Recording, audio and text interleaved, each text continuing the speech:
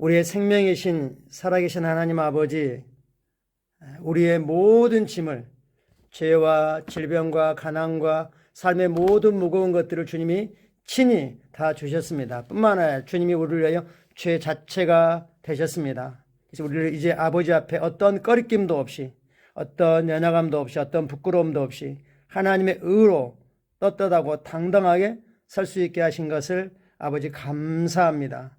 성령님, 주님께서 십자가로부터 하나님 보좌 우편에 앉으시기까지 성취하신 일을 이제 우리에게 찾아오셔서 우리 안에 성령님의 거처를 본부를 삼으시고 그 속량이, 그 구원이 실제가 되게 하신 것을 감사합니다. 오늘도 말씀과 성령으로, 그리고 그리스도 몸인 교회로 우리를 견고하고 안전하고 든든하게 붙드셔서 감사합니다. 성령님 사랑합니다. 주님만을 온전히 신뢰하고 의지합니다. 주님께 감사드립니다. 예수님의 이름으로 기도합니다. 아멘. 할렐루야.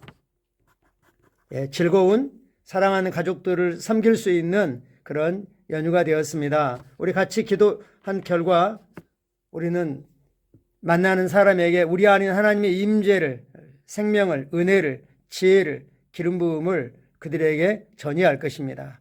우리 같이 제목 읽겠습니다. 의를 말하십시오. 의를 말하십시오. 즉 의가 뭡니까? 하나님의 오르심,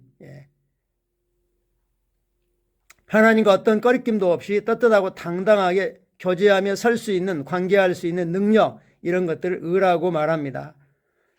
성경 말씀 읽겠습니다. 이는 젖을 먹는 자마다 어린아이니 의의 말씀을 경험하지 못한 자요. 젖을 먹는 자, 젖의 특징은 뭐죠? 내가 직접 음식을 먹지 못하고 엄마가 그것을 먹어서 아주 부드럽게 하여 무르 형태로 공급하는 걸 말하죠. 이빨이 나지 않았기 때문에 음식을 전혀 스스로 먹지 못한다는 거죠. 말씀을 전혀 사용할 줄 모른다는 걸 말합니다. 의의 말씀을 경험한다 할 때 그 의는 바로 하나님이 의이십니다. 예수님이 성령과 일치한 모든 말씀이 하나님의 의를 말하는 거고, 또 새 언약을 바로 의를 말하는 겁니다. 오늘의 본문 구절에 나오는 의의 말씀이라고 할 때 그 의는 그리스어로 디카오수네입니다. 이 단어는 의의 말씀 또는 의의 로고스를 뜻합니다. 일부 번역본에서 교리로 번역하고 다른 번역본들은 이 말씀 대신 가르침이라고 번역합니다. 이 디카오수네를 그렇게 말하는 게 아니고 말씀을, 로고스를 어떤 책에서는 교리, 가르침, 닥트린 등등 티칭 여러 가지로 표현하고 있습니다. 하지만 이 구절에 담겨있는 영적 의미는 훨씬 더 높은 차원의 의미입니다. 그것은 의를 말하는 것, 즉 의를 소통하는 것을 뜻합니다. 이 의미를 더 잘 이해하기 위해 마태복음 4장에서 예수님께서 사단의 유혹을 받으셨을 때의 반응을 살펴보겠습니다. 예수님 매번 성경을 인용하셨지만 율법의 관점에서 대답하지 않으셨습니다.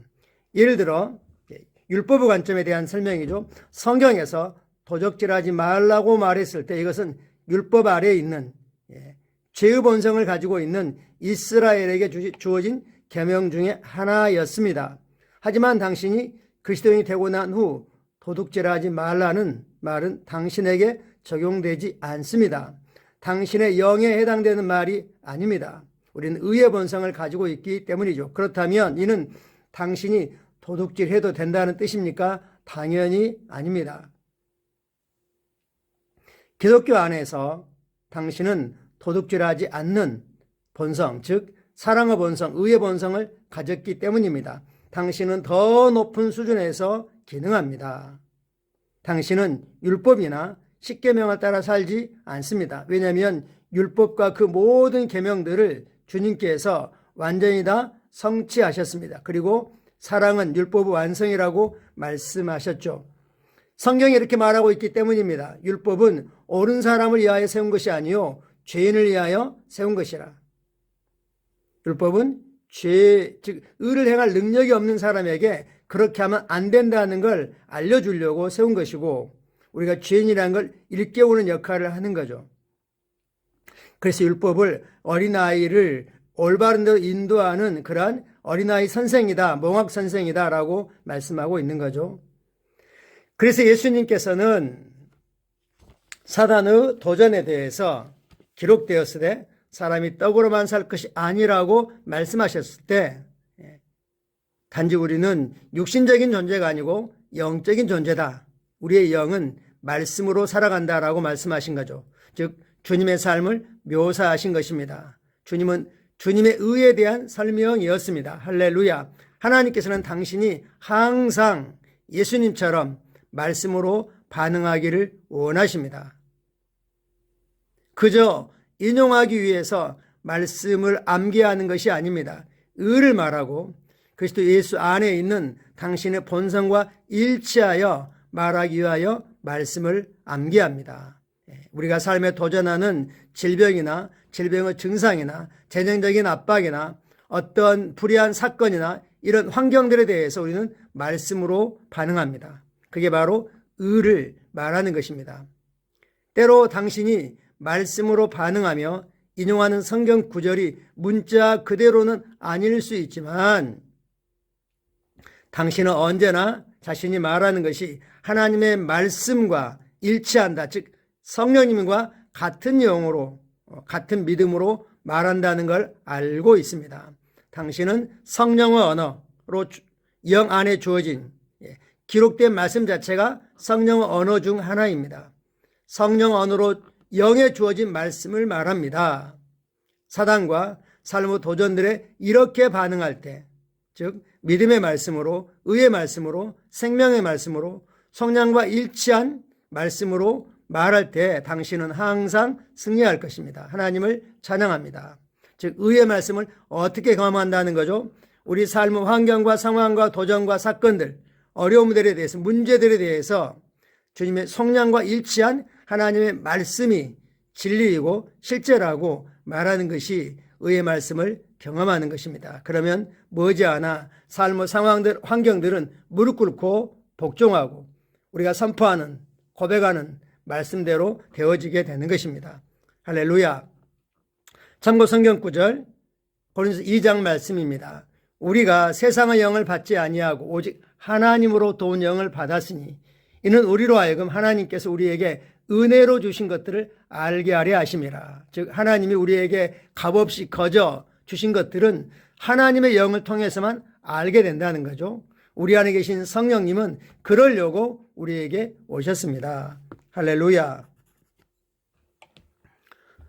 우리가 이것을 말하거니와 뭐라고 했죠? 우리가 이것을 말하거니와 우리는 하나님의 은혜로 주신 것들을 말합니다. 그리고 이것을 말하거니와 사람의 지혜가 가르친 말로 아니하고 오직 성령께서 가르친 성령의 지혜가 가르친 것으로 하니 영적인 일은 영적인 것으로 분별하느니라. 성령이 가르친 지혜가 바로 뭐죠? 주님의 십자가로부터 보좌까지 성취하신 그 모든 결과를 말씀하는 말씀입니다. 복음은 말씀이고 이게 의의 말씀이고 생명의 말씀이고 새 언약의 말씀인 거죠. 우리는 지혜를 말합니다. 할렐루야.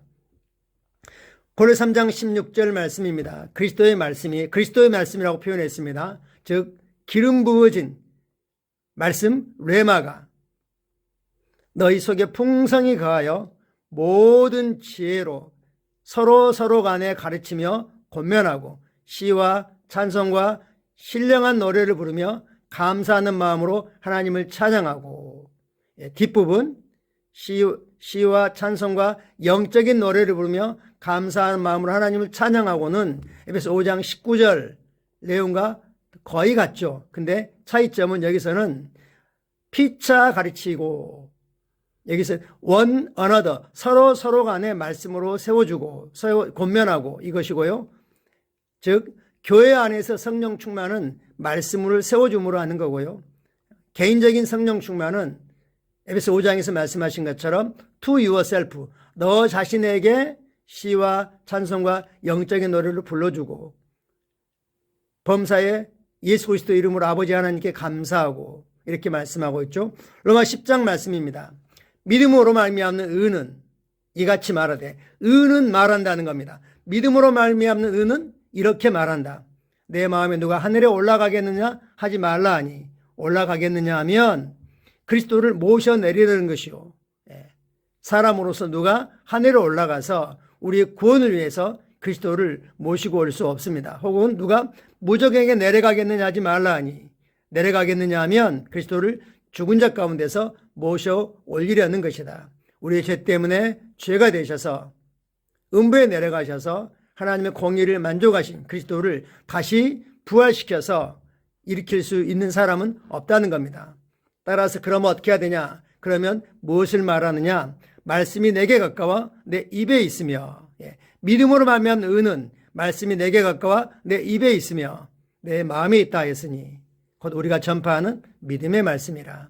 성령님은 단어뿐만 아니라 단어의 배치도 정확하게 하셨습니다. 뭐가 먼저이죠? 말씀이 입에 있는 게 먼저이고, 그러면 마음에 있는 것들이 나오게 되어 있습니다. 성경은 말합니다. 사람은 마음에 가득한 것을 입으로 말한다고 말씀하고 있습니다. 그리스도의 성령과 일치한 말씀들이 우리 심령에 가득하게 되면 어떤 상황에서, 어떤 돌발 상황에서도 복음과 일치한, 신약과 일치한 말씀만 나오게 되고, 그 말씀이 삶과 환경과 상황들을, 문제들을 굴복시키고 변화시키게 되는 것입니다. 같이 고백하겠습니다. 내 삶은 그리스도의 영광과 통치권의 나타남입니다. 나는 더 높은 차원의 삶을 삽니다. 난 하나님의 상속자이며 그리스도와 함께한 공동 상속자입니다. 온 세상이 내 것입니다. 신성한 생명이 내 안에서 역사하고 있고, 하나님의 생명이 내 모든 세포 조직 안에서 활성화되고 있습니다. 하나님께 영광 돌립니다. 이렇게 고백하는 것이 의를 말하는 것입니다. 의의 말씀을, 지혜를 말하는 것입니다. 오늘도 우리 심령에 가득한 하나님의 말씀이 그 상황과 환경과 사건과 도전들에 적합하게 선포됨으로 말미암아 하나님의 의가 세워지기를 축복하고 선포합니다. 감사합니다. 사랑하고 축복합니다. 그리고 우리가 지혜로 걷는 믿음의 가족들은 365일을 갖고 있습니다. 오늘은 3주차, 이번 주간 어떻게 하나님이 지혜로 인도하셨는지 지혜를 서로 나누는 마지막 날입니다. 감사합니다.